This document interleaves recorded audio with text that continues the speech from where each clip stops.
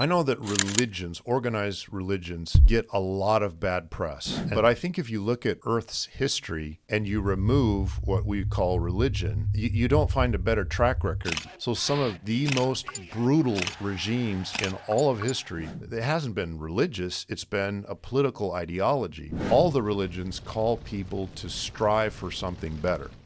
I appreciate things about all the world religions, but one of the reasons I continue to appreciate Christianity and still affiliate as a Christian without question is because those good things that I hear about out there, I find them realized, illustrated, demonstrated in.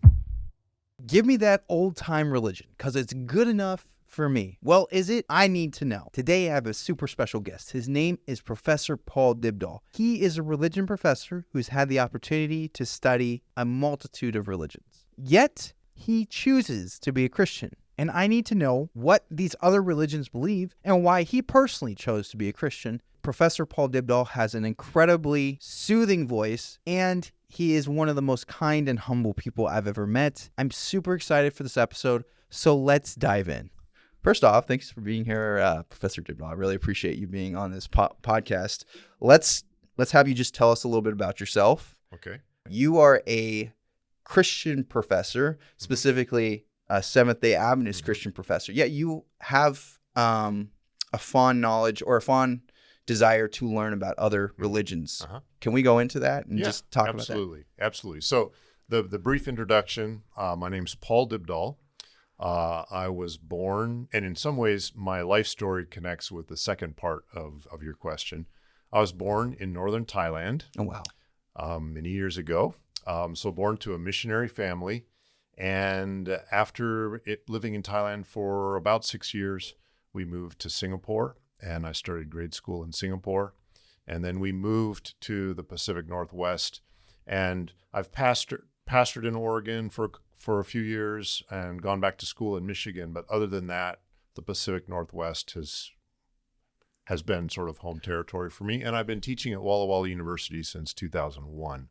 Wow. So met my wife while I was in college, and we have 3 kids. That's obviously an important part of my life. And what classes you teach at Walla Walla University? Variety of classes, some classes for pastors, some Bible classes, Old Testament, New Testament. And then the reason that I'm talking with you today is that I've taught a couple of different classes connected with the world religions. Awesome. So my interest, I think, in the world religions probably comes from early life experience in Thailand and in Singapore.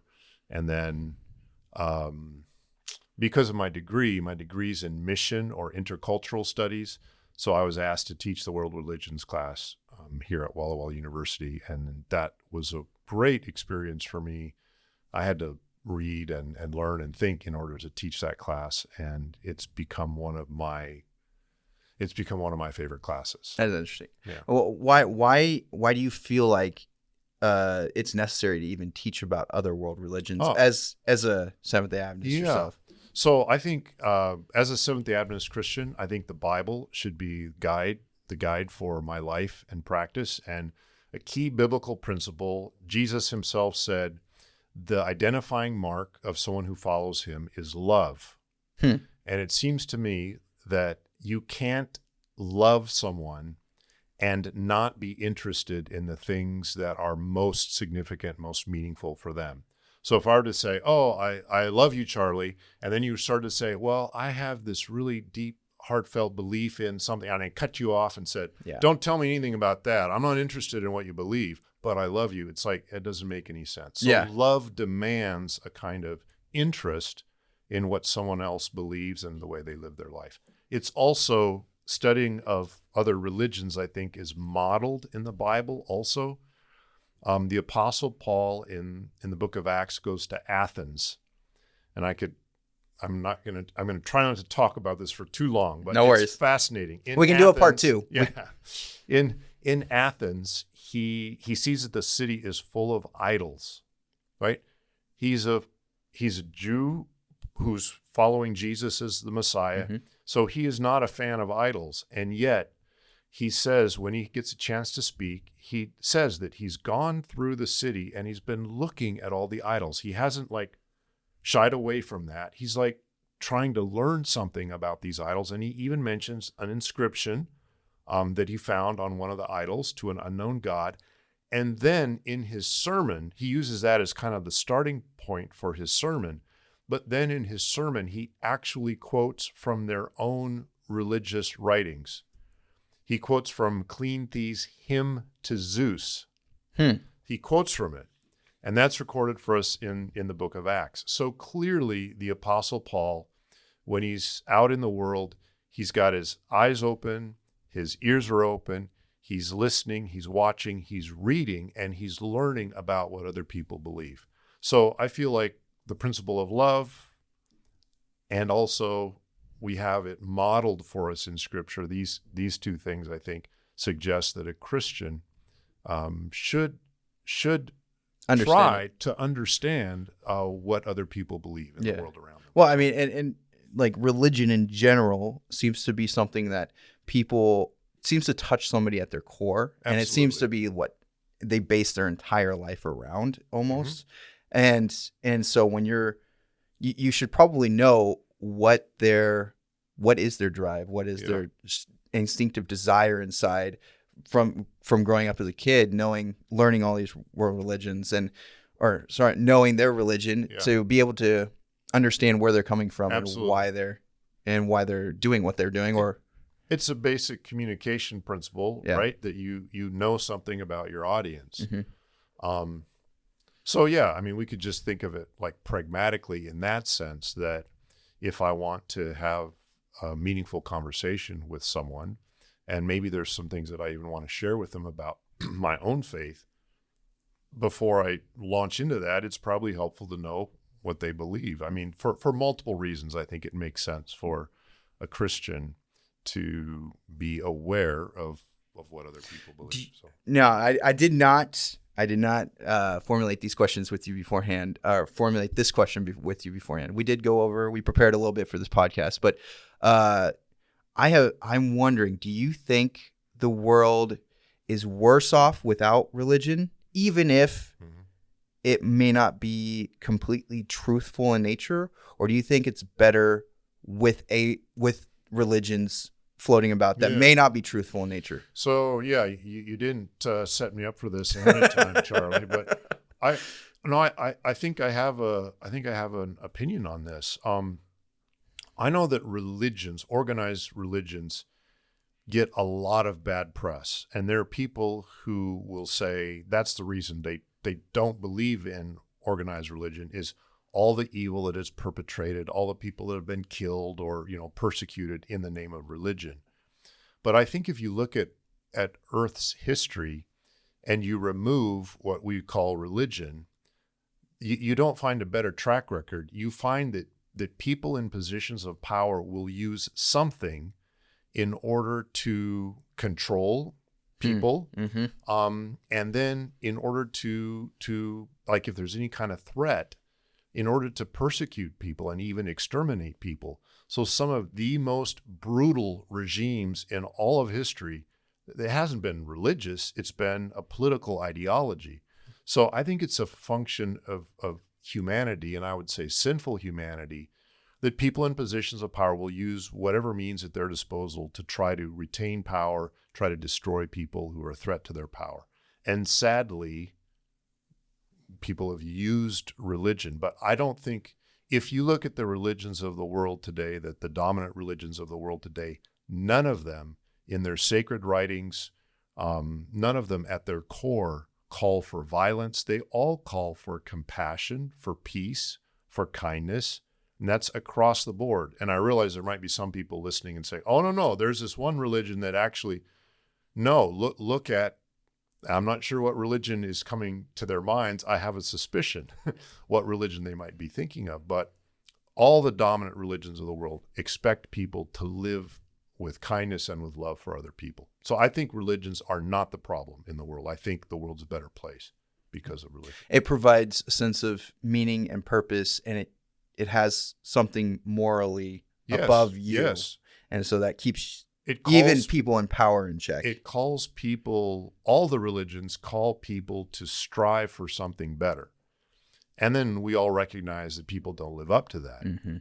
But yeah, sadly, I mean, I acknowledge, I'm not trying to say that, well, religion has never been used for harm. It has been used for harm over and over again, but it's not the religion that's the problem. That's the core of it. Yeah. So I guess we'll just get into what are the main sets of religious beliefs in the world today that are currently circulating, the most popular ones out there. So if we just kind of go with the top, the most popular ones, and this is not a ranking of the best to the worst, but just in terms of numbers in the world today, Christianity is the largest of the world religions.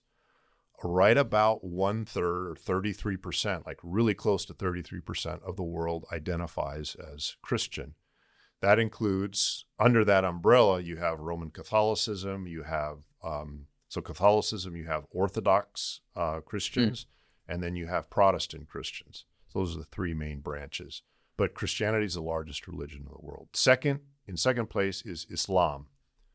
Around 23, 24, 25% of the world identifies as Muslim.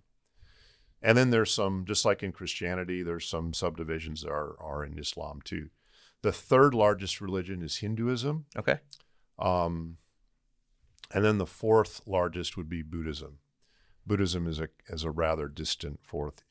Hinduism is around 16%, something like that, of the world. And Buddhism is just Buddhism. It's actually hard with Buddhism because Buddhism in China is practiced kind of along with some other traditional Chinese religions like Confucianism and Taoism. And so it's hard to say now what is just Buddhist, but if we're kind of take the narrower view, it's maybe 6-7% of the world is Buddhist. But those are the largest religions of the world. So I guess I'm not as aware of maybe what Buddhists believe or what people of the Hindu faith. So can we start maybe with Buddhism? Yeah. So Buddhism and Hinduism are actually, they're obviously not the same, but they're actually fairly closely related. Both of them originate in the area that we would now call India or Nepal, right in that region.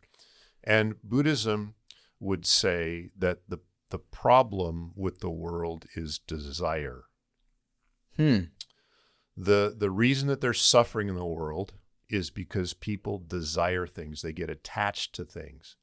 And then when they don't get what they want, what they're attached to, what they desire, that leads to suffering.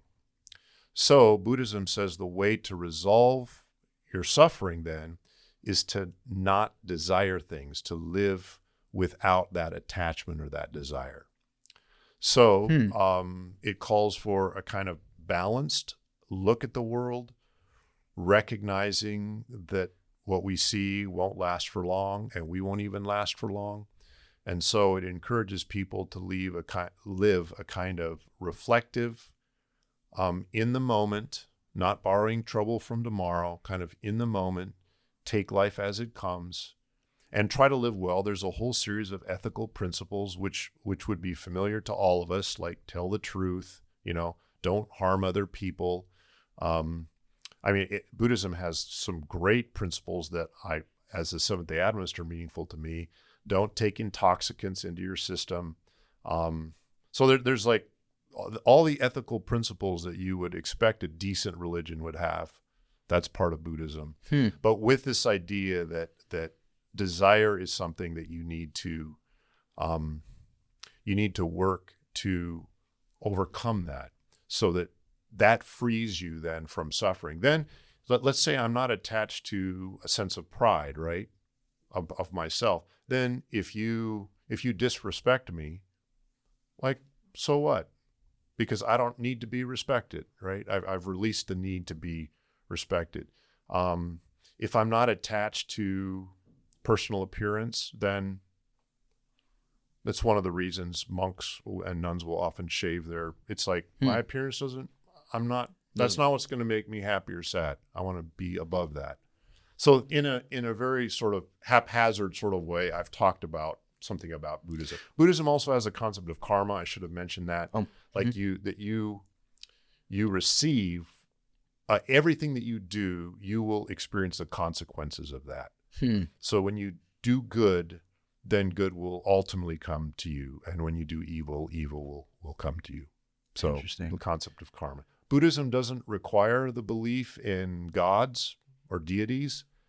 Buddhism would say it's within you, like the knowledge that you need is within you. Which is where like enlightenment comes from. Yeah, it's the realization, that kind of realization of the truth that's not something I have to ask for from somewhere else. It's on me. The Buddha said you worked out your liberation yourself, and you didn't need help from anyone else. Now, in actual practice, wide variety of Buddhist beliefs around the world, and a lot of Buddhists believe in spirits and almost like deities that they'll ask for help.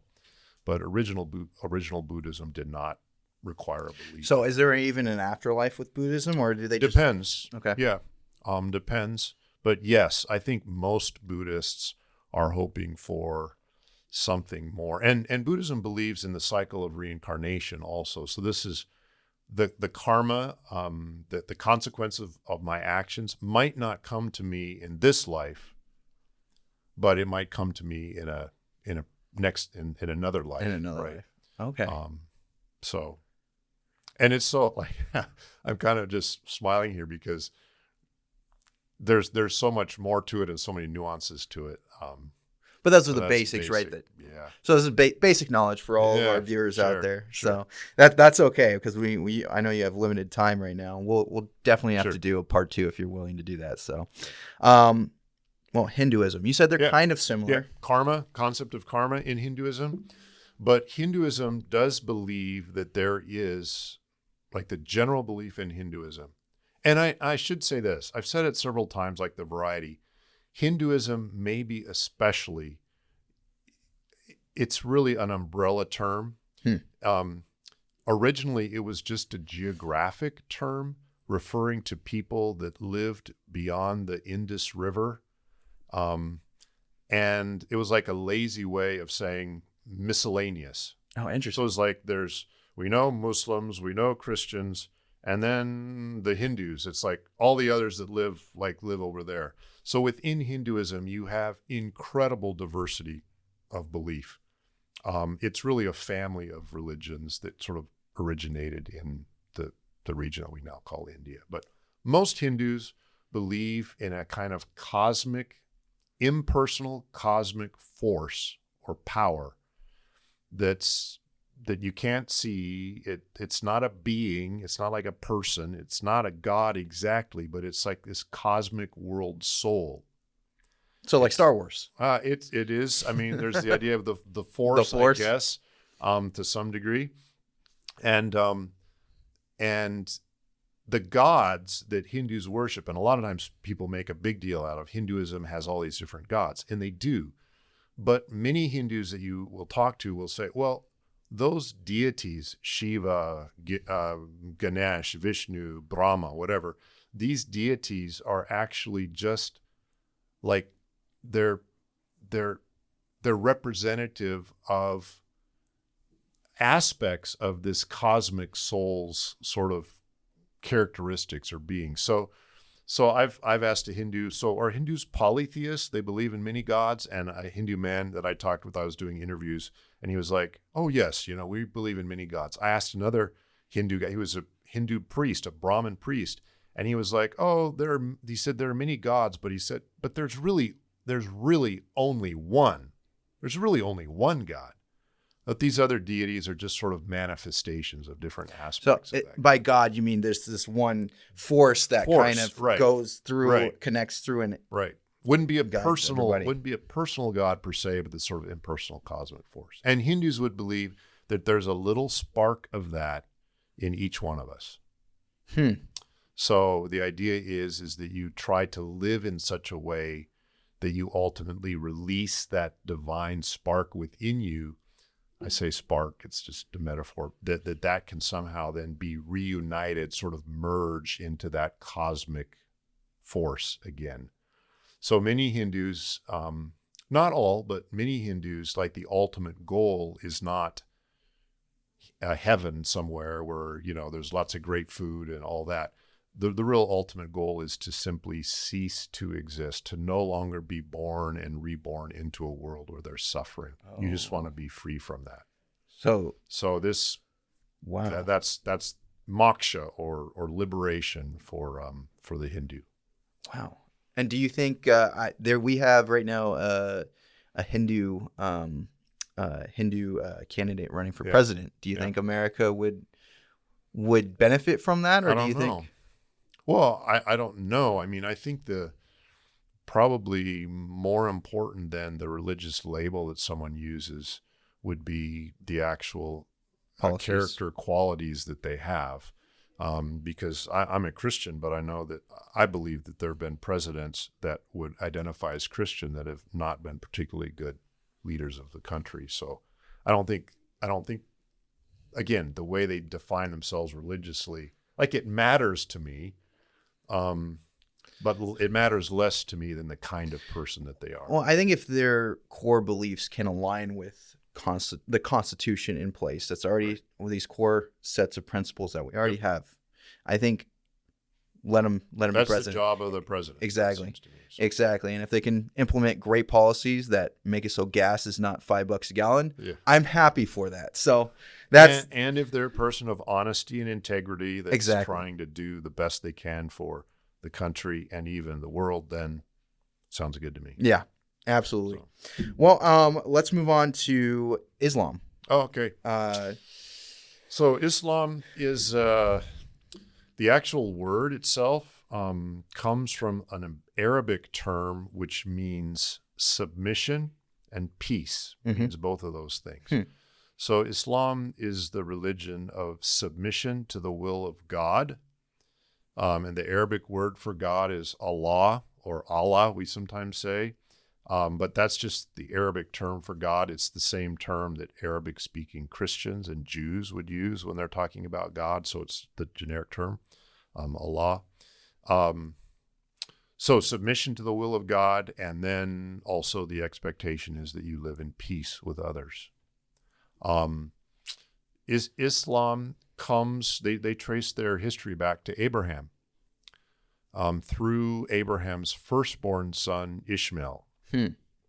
And Muhammad was Prophet Muhammad. They believe Prophet Muhammad was in the lineage of Ishmael back to Abraham. Strictly monotheistic religion. So in Islam, there is only one God. There are no partners that should be associated with God. And Islam believes that God has sent prophets to humanity down through history. Prophet Moses, Prophet David, Prophet Jesus, and Prophet Muhammad are some of the main prophets and messengers. That term is used also.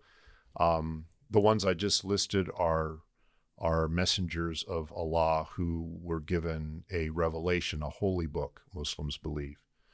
So the job of a believer is to follow what God has revealed through the prophets, to live a life of obedience and prayer and charity, following God. So for Christians, obviously we believe in Jesus, but in the Islamic religion, they don't believe in Jesus. Muslims believe in Jesus as a great prophet. They believe Jesus is coming to earth again at the end of time. Interesting. They I didn't know believe that. Jesus is the Messiah. They believe Jesus was born of the Virgin Mary through a miracle of God.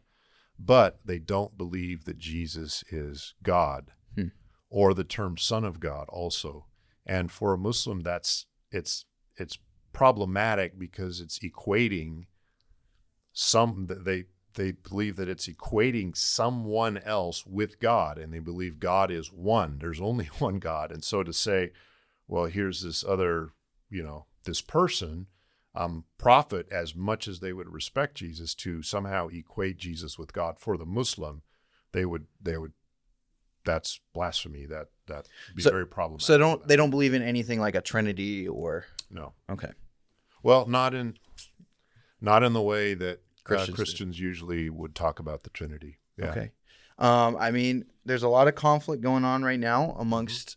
I know we're not going to really talk about the Jews and Islam, but where did this I just want to Yeah. touch in, where did that conflict amongst Jews and Muslims kind of start? Or certain Jews and certain Muslims? Yeah. It feels like it's not just Yeah. one group, because there's a multitude of groups. So we have I think you did a good job there, Charlie, because we have to be careful, right?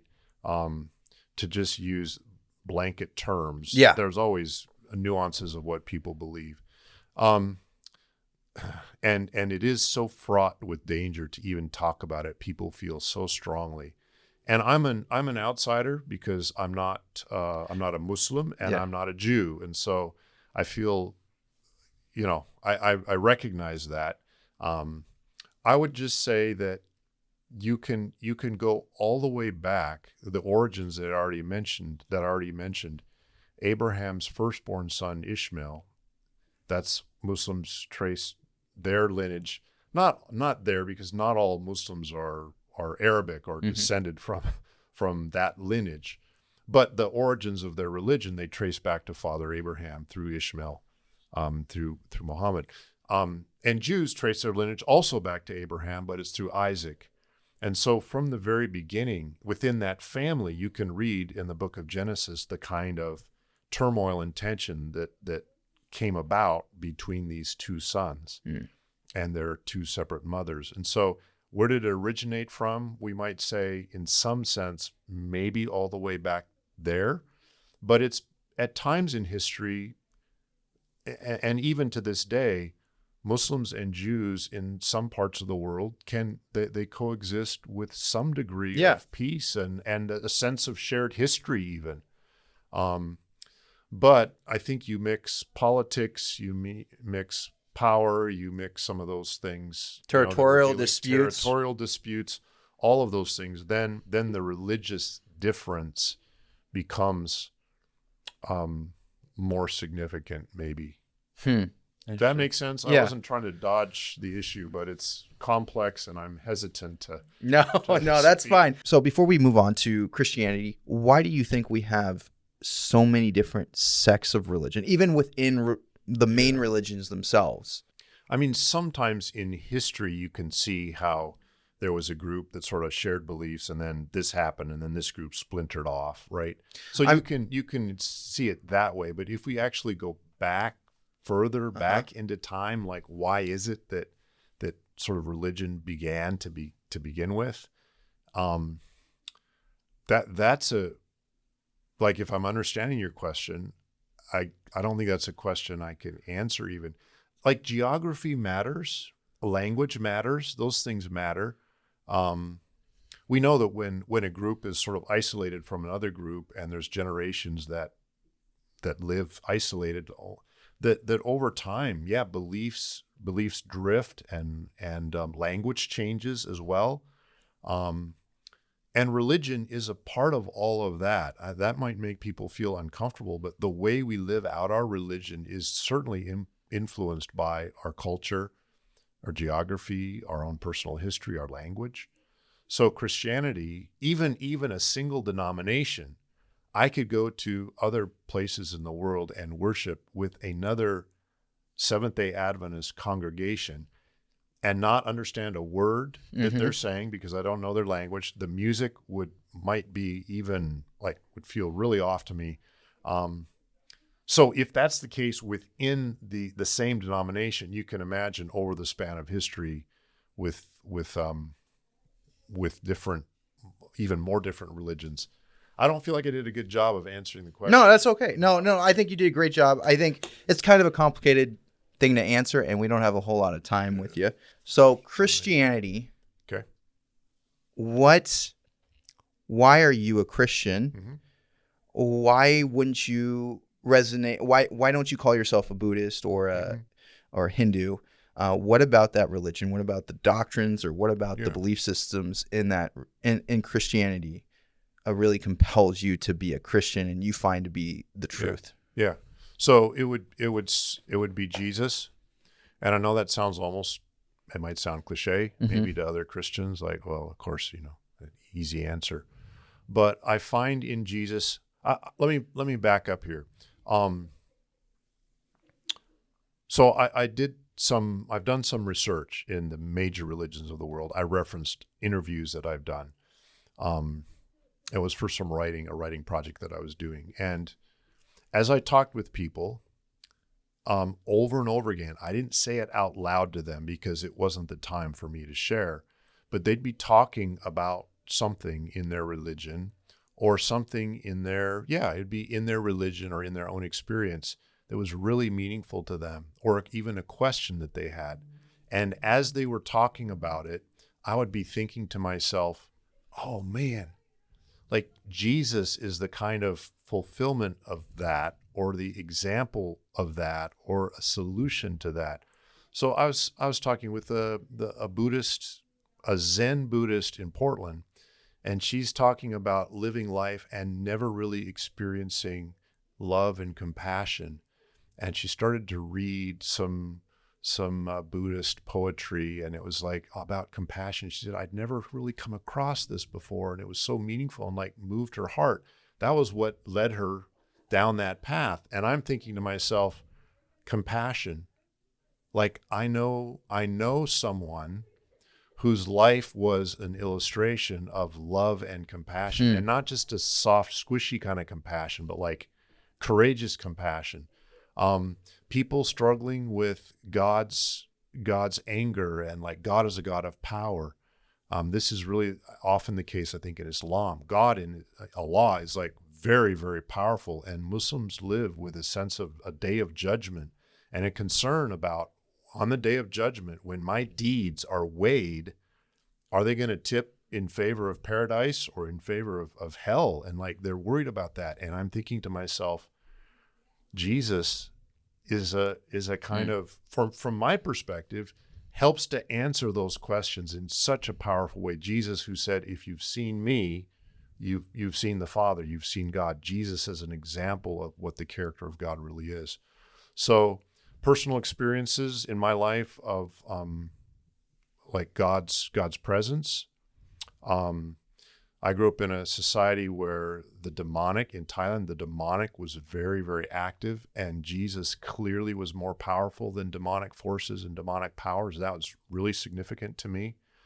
So I have no doubt about the existence of God, like a good power in the world, and then just experiences with Jesus myself. And then as I study the world religions, I appreciate things about all the world religions. But one of the reasons I continue to appreciate Christianity and still affiliate as a Christian without question is because those good things that I hear about out there, I find them realized, illustrated, demonstrated in Jesus. It's not good to end with an but I think that was I think that was great. I'll end with an Yeah, that's awesome. Well, I really appreciate you being here. We have, I guess one more question I'm going to ask you. Yeah. Within Christianity, you chose to be a Seventh-day Adventist. And I know you mentioned or I don't know if you mentioned this, but you grew up Seventh-day Adventist too. Yeah. But you have an understanding of multitude of denominations. Why Seventh-day Adventism? Yeah. So I can just tell you some things I love about Seventh-day Adventism. I love Adventism. Seventh-day Adventism takes the Bible seriously. Even with in theory, okay. Right? In theory. Yeah. So obviously, we already said you can use a religious label, and not everyone. But Seventh-day Adventism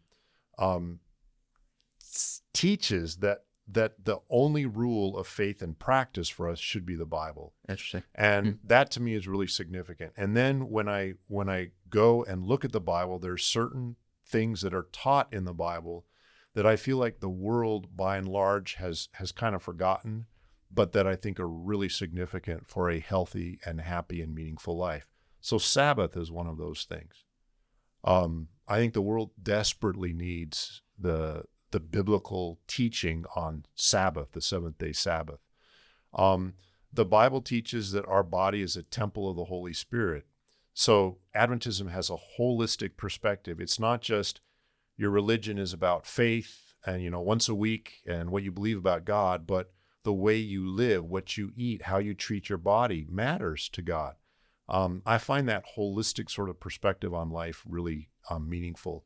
Adventism, by its definition, talks about the second advent, which is the return of Jesus. I think that's prophesied in the Bible. And I think a lot of us live life not even considering the fact that Jesus is coming soon.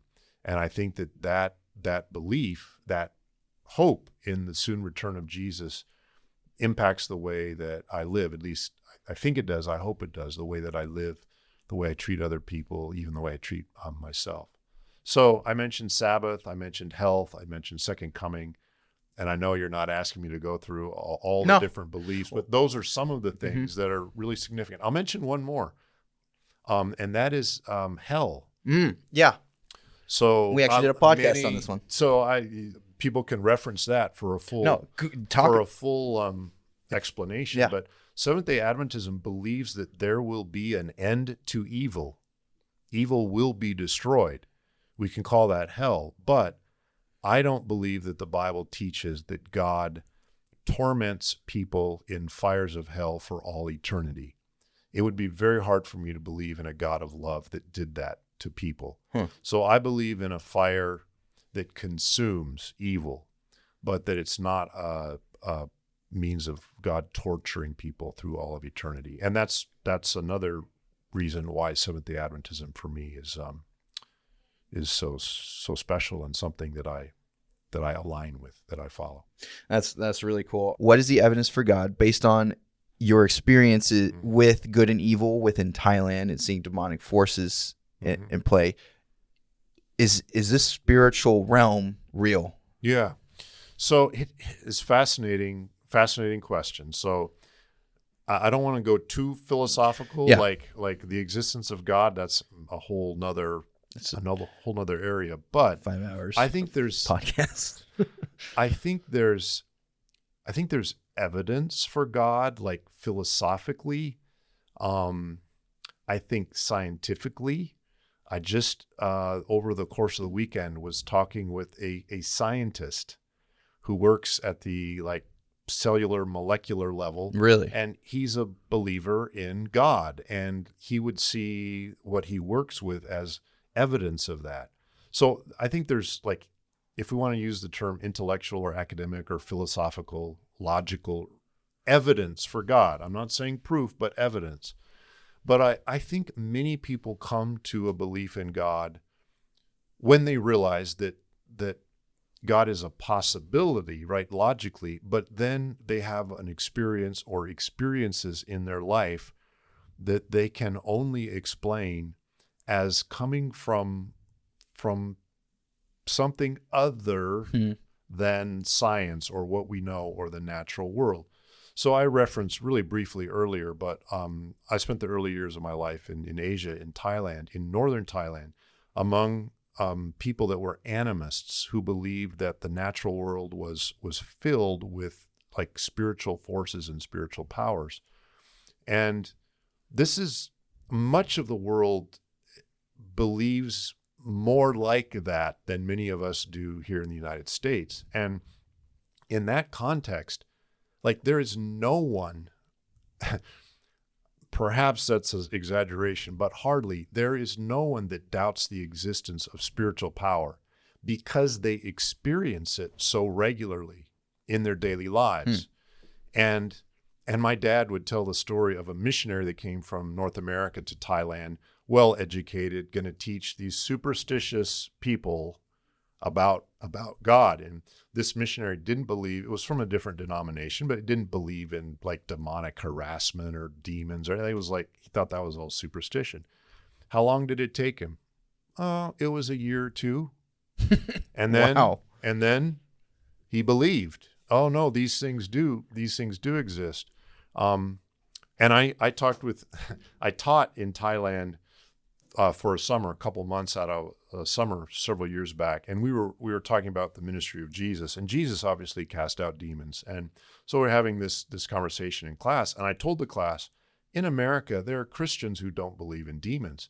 The response of the class was to burst out laughing. They thought it was hilarious, and they're like, "What? They don't believe in?" I said, "Yes, sincere people who believe in God don't believe in the demonic. And they couldn't believe that. They were like, what? I said, what should I tell people? like that. What should I tell them? And they kind of mumbled around this. And then the answer came back. They said, tell them to come to Asia. Interesting. Come live in my village for a few months. Then you'll believe. Wow. So that's been my background. So I have lots of questions about God. I don't doubt the existence of God. And it's partly because of that experience, those experiences. And I think that's one of the reasons why many people do believe in God. Maybe not an experience with a demonic, but an experience with Jesus somehow. What we would call a kind of miraculous spiritual experience that convinces them that what I read in the Bible actually is true, and what there's philosophical and logical evidence for, I actually believe, there actually is. Wow. There actually is a God. So main point is go to Asia if you want to believe in God. Is that Well? Go to parts of Asia, it does Thailand help. specifically, or It does help. I mean, it really is the case that every culture is blind to certain things and really excels in certain things. Right now in North America, we excel in the realms of technology and science. Like, that's a great thing. That's wonderful. But where we are largely clueless as a culture is in the areas of the spiritual realm. Like, we don't even know how to talk about it, and we're afraid to talk about it because we think people will think we're strange. So culturally, we're sort of pushed to study and learn about certain things, and then we're ignorant in other areas. And this is an area where North American society as a whole is ignorant, and other cultures maybe are more attuned to the spiritual world and could teach us a lot. That's awesome. Well, I think that's a great place to stop. You got to go, and I really appreciate you being on the I Need to Know podcast. And I think we Thanks. learned a lot. And if you guys do you have any last words you want to say to the viewer? I don't have any last words except be nice to people that are different than you. And I think if you've never really given Jesus a chance, or maybe you've had Jesus sort of forced on you, at least the Jesus that someone else was forcing on you, I would just hope that people would give Jesus an honest chance to read his story in Scripture, because I think Jesus has a lot to offer for each of us in our world today. Awesome. So. Awesome. Well, thank you, Professor Dybdahl. I hope to get you on again, part 2, or 3, 4, 5, 6, 7, all of the above. All right. Thanks so much.